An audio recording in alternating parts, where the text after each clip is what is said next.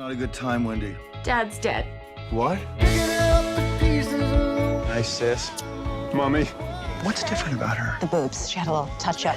Your father had one final request, and we are going to honor it. He just wanted his kids under one roof. So for the next 7 days, you are all grounded.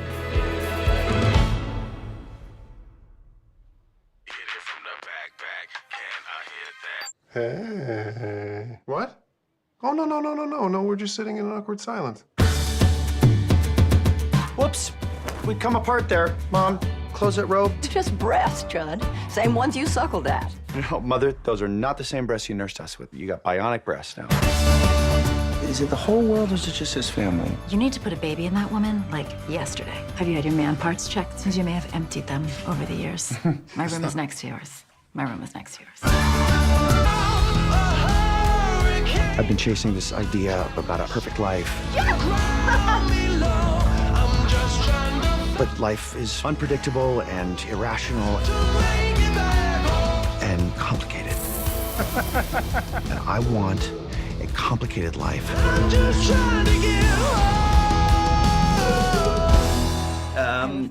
It's interesting, your character, because it follows a progression in your characters that always are women who are trying to adopt new paradigms in terms of feminism. I remember of 9 to 5, for example. Right. So that was struck a chord in you in terms of this character? It was just really well written. And there's not very many well-written parts for a woman my age.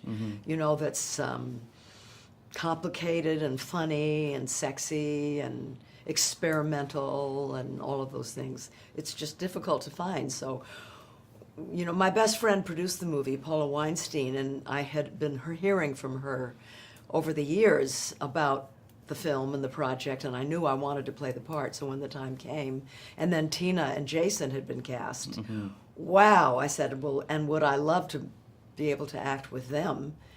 And so I fought for the part and I got it. Did you have to audition for the part? I didn't. I did. I don't know whether I had to, but I said I want to come in and audition. Yeah. And what scene did you do? I did. You know the scene where I tell Jason, you know, it's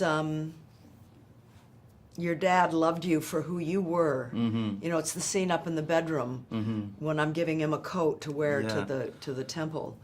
And I hug him and tell him how much his father loved him. I did that scene, and then I did the scene where my robe opens and it shows my big tits. Funny. Yeah. This type of movie the studios don't make anymore. You know, there are big right. blockbusters and small budget horror movies, and so this middle ground is practically non-existent now. What do you think is that? Well, a lot of it has gone to television because this, you know, it costs so much to make a movie now.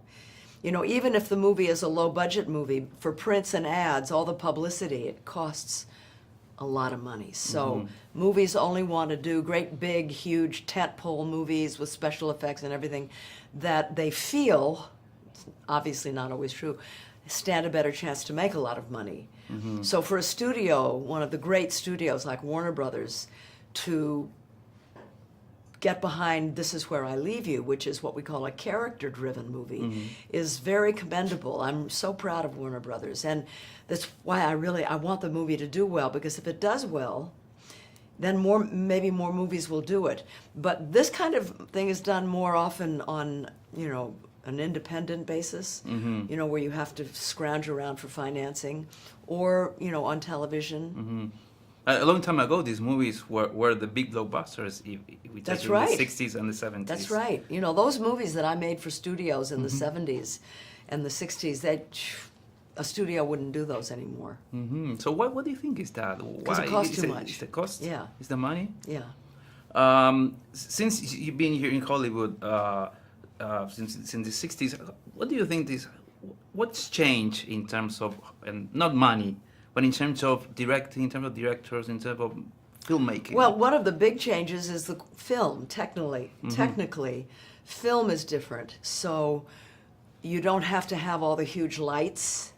You make digital film, and you don't need so many lights. And the director but you don't see the director. He's in what's called or she, because hopefully more women will be directing, are in the video village, and they're watching what's being shot on a video screen. That's very different, very unusual.